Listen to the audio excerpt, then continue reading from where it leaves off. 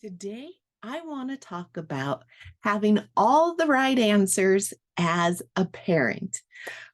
This is something we are often all seeking for, but here's kind of where it gets tricky.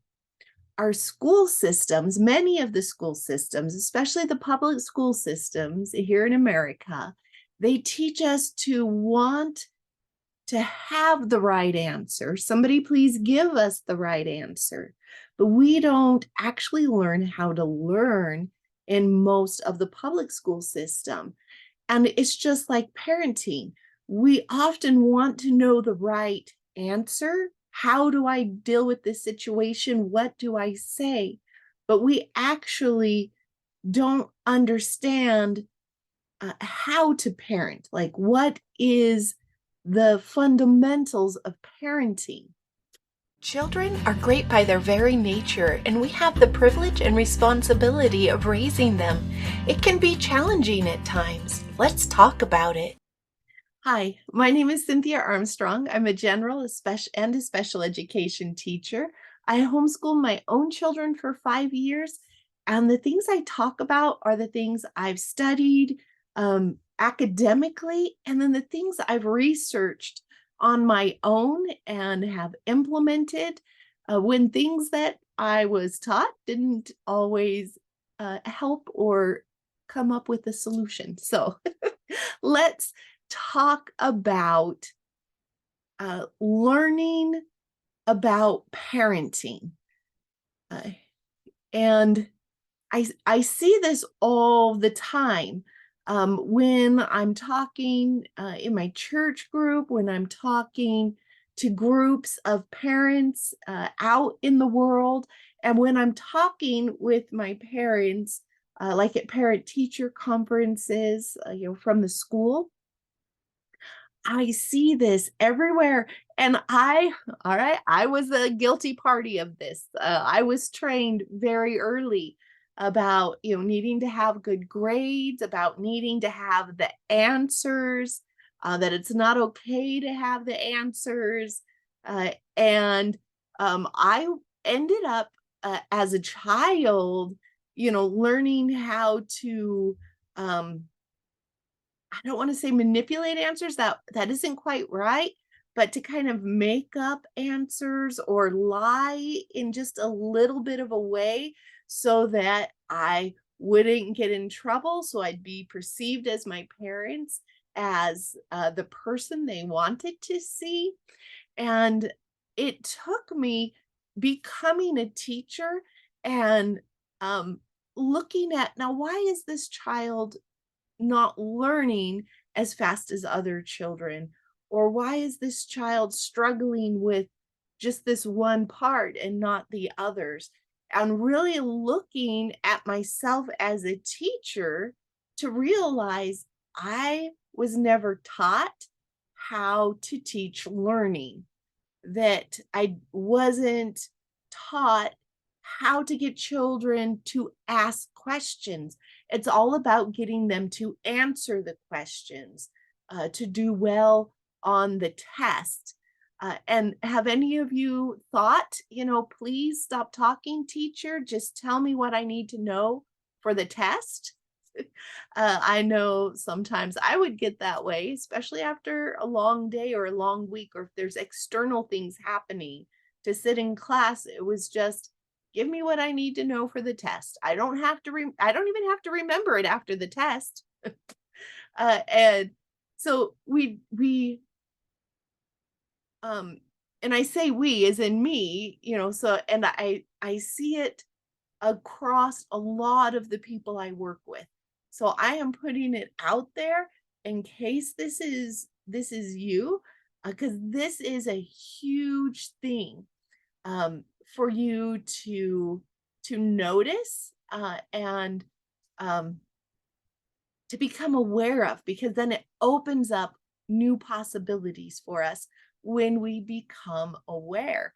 Uh, and so uh, let's I diverted myself, but let's go ahead and go back to talking about um, this concept in schools, and I think we've been in schools for multiple generations, so it becomes part of our family life, needing to have the answers, um, needing to know what's the right thing to do. We're afraid of making mistakes. We're afraid of what actually leads to learning. And as parents, I see that too. Please don't tell me how to parent. Like, don't tell me about like how does my child learn? Because they pick up their patterns from us. Just tell me this is what my child's doing. What is it I need to say? What is it I need to do? Tell me specifically those things. Don't bother telling me about how I can find answers and solutions that fit for me and my child. I want to know the answer. And the problem with that is answers are very specific to a child or to a situation or to an age. And so if I'm saying for this particular 3-year old or 7-year-old, um, in this situation, say this, that's all fine and dandy and it can help with that situation. But then your child grows up a little bit. They kind of bump up to that next developmental stage, and those statements, the way we said it, the questions we asked our children, they no longer help in that situation. And so then we're back to oh, I need somebody to tell me the answer. What's the right thing to do for my child? Where when we understand the foundational um concepts of learning to learn or learning to parent, then we have all the answers in us and we know how to access them.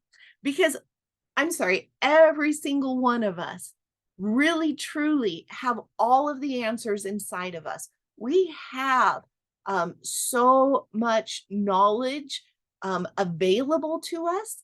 And even if it isn't like the specific thing inside of us, we know how to find it uh, out there without having to say, somebody tell me the answer. We know how to find it. And so we can help our child in any situation.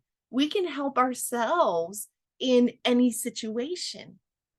When we understand that foundational learning, when we understand, how to ask the questions and not just answer the questions, when we look for those things that are universal, that can be applied in all situations, and not just what's the specific answer right now in this situation at this time. And when we have that, it is so powerful. It is so, like, amazing, the lightness that we feel. It's not life isn't heavy. It's not a problem or a concern. It's a challenge, it's growth. And so just this basic understanding and recognizing, am I a person who needs to have that right answer? That am I hesitant, afraid, concerned about making a mess of things? Because messes are so important. And I will tell you, if this is part of our programs and part of how we view things and do things, guess what? Our children pick up on. Yeah, they become afraid. They might have anxiety because they need to have the right answer in the right situation.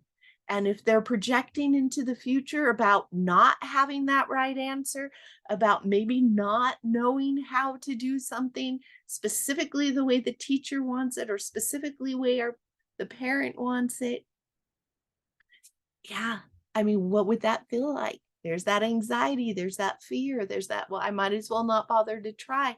There's lots of different responses to that, but usually those responses are not beneficial.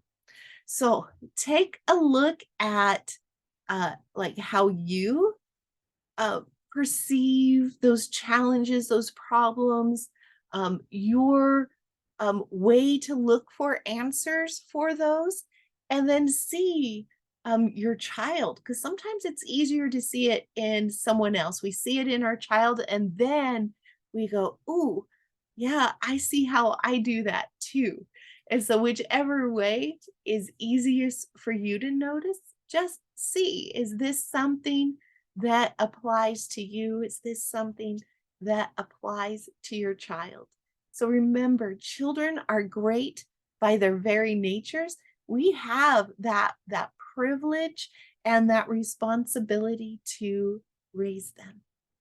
Hi friends, Cynthia Armstrong here. Thanks for joining us today. Please make sure that you subscribe to our channel so you can see when new videos come out and like this one. It is such a responsibility and a challenge to raise great kids, and we are here to help you along that journey to make it as enjoyable and fun and fulfilling as possible.